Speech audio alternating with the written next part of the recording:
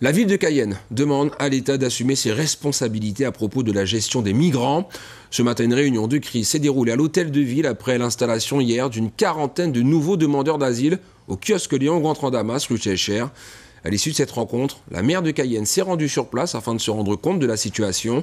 Les échanges étaient houleux, il y a même eu des menaces. Nickerson Perdius, bonsoir.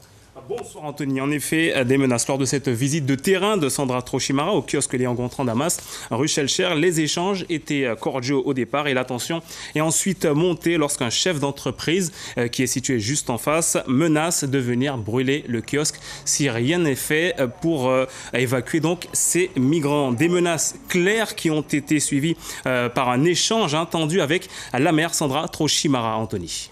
Certains élus excédés ont même donc perdu leur calme.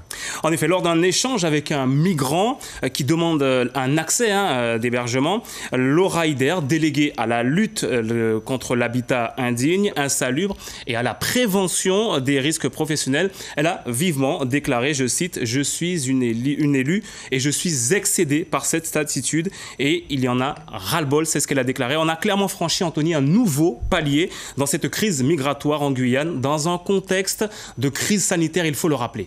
Plus tôt dans la matinée, les élus étaient réunis en cellule de crise à l'hôtel de ville.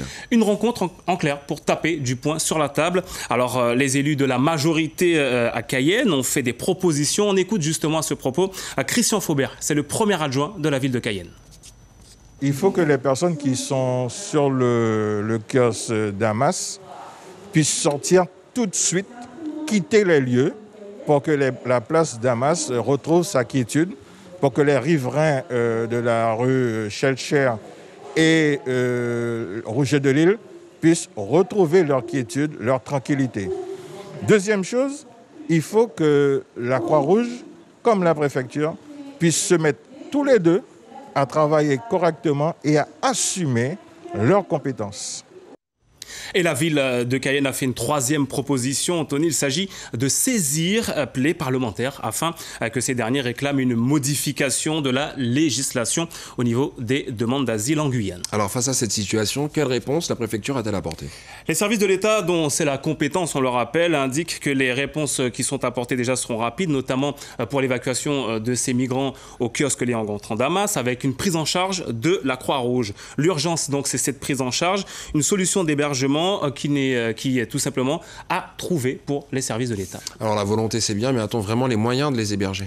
Clairement, non, puisque malgré l'augmentation de la capacité d'hébergement par les services de l'État, le compte n'y est pas. Actuellement, seuls 20% des demandeurs d'asile ont une solution d'hébergement, un chiffre qui est assez bas comparé aux autres territoires de l'Hexagone. On est à plus de 50%. En Guyane, il y a un peu plus de 700 places d'hébergement, 60 places d'hébergement d'urgence à Galmo, dans la zone Galmo à Cayenne. Il est saturé.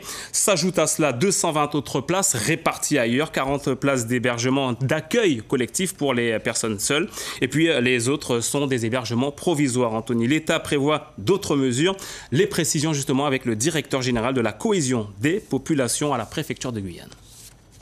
Aujourd'hui, il y a eu, depuis la fin 2019, la création de nombreuses places d'hébergement d'urgence pour les demandeurs d'asile.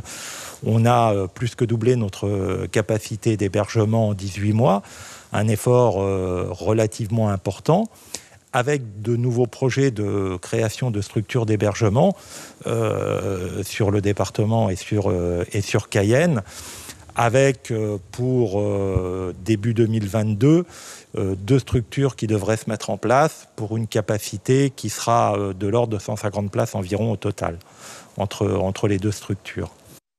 Et cette nouvelle mesure d'hébergement devrait se trouver au rond-point Maringouin, toujours à Cayenne. Autre précision importante pour terminer, les services de l'État travaillent actuellement sur un schéma d'accueil des demandeurs d'asile en Guyane. Il prévoit justement une meilleure répartition de ces hébergements, de ces points d'accueil sur le territoire. Pas de date annoncée en revanche pour ce schéma, Anthony. Nickerson Perdius, merci pour toutes ces précisions. Merci.